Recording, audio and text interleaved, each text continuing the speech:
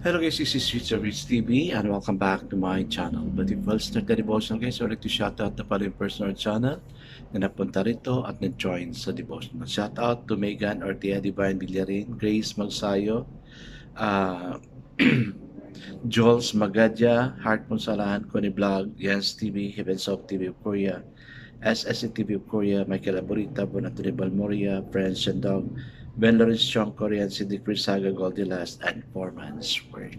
Shoutout na rin sa mga hindi nakisabay na manood sa devotional but still napunta pa rin dito para manood at makinig sa devotional. God bless us all guys.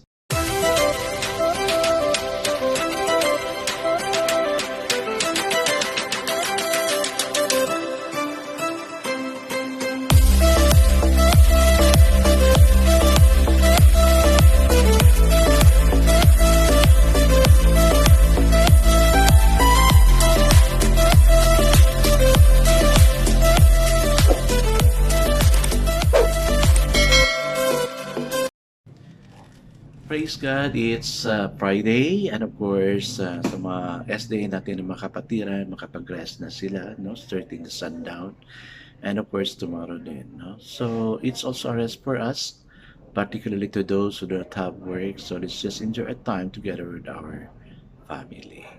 I guess it's not proceed to the devotion. Let's open the Bible to Ephesians chapter 4 verses 17 to 24. 17. Saan ba yan?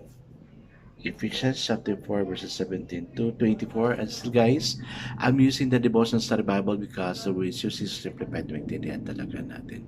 What I'm reading is about the living as Christian of life. And the word of God says in Ephesians chapter 4 verse 17 to 24 says, "So I tell you this and insist on it in the Lord, that you must no longer live as the Gentiles should do, in the futility of their thinking.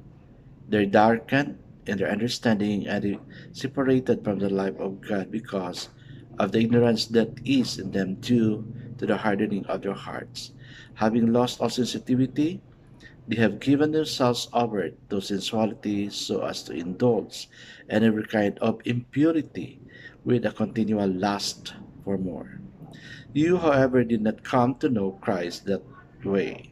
Surely you heard of him and were taught in him in accordance with the truth that is in Jesus.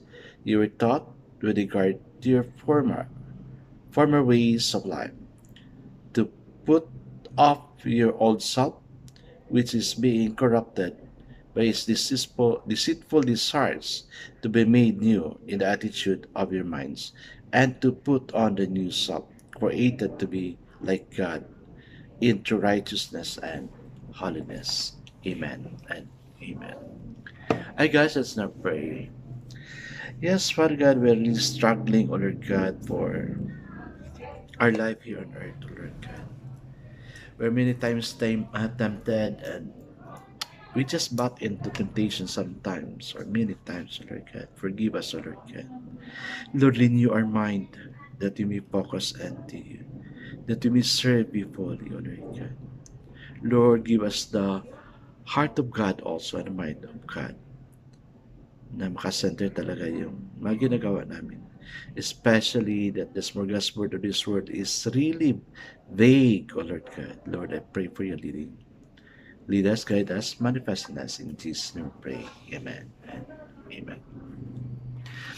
So the focus verse here for this evening guys is found in Ephesians chapter 4 verse 24. It says, put on the new man, which was created according to God, in righteousness and true holiness. Makaya natin yan guys? Yes, kaya natin yan. By God's grace and by God's son. So the title of our devotion for this evening guys is The Soul's Invincible Surmise. Does anyone, even a mature Christian, have some doubts? Yes. Marami. Okay. Of course, if we think of doubts as the condition of a mind on the edge of discovery, then who hasn't some doubt? O nga naman, sino ba sa atin ang hindi nagduda? No? Still, we're discussing about doubt kasi sinimula ito ni Thomas, no? Doubting Thomas. The key word that described the response of the disciples and the crowd of Jesus was astonishment. It means to be driven outside oneself.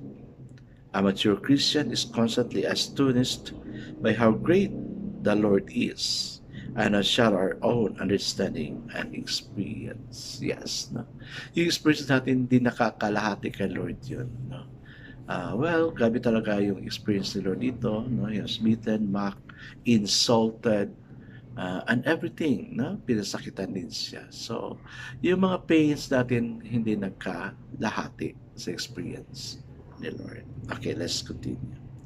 Our, our perspective is crucial if we but dare to believe that the indwelling Christ is pressing us on the new discoveries, then we can be friend that attitude of doubt. We can say, I am truly alive and on the move.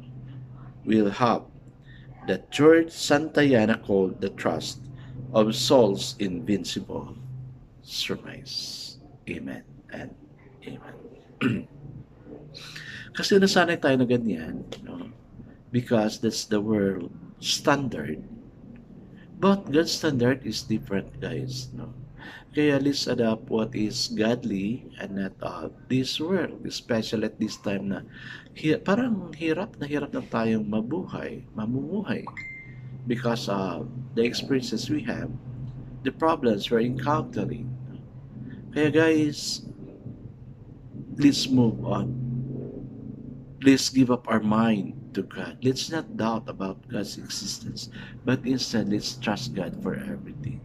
Let's not be a Thomas na lagi na tayo nagda-doubt, but instead, let's keep ourselves blessed so we can bless others. I guess let's now pray. Father God, the test of a true Christian is that we can look back and see how effectively Christ has moved him or her from uncertainty to growing assurance and conviction. Amen and amen. Guys, life is certain, it's not uncertain. With God, everything is certain. God bless us always because I know God surely blesses 10 times better. This is again the Rich TV. Kita-kita tayo ulit sa muli. Paalam!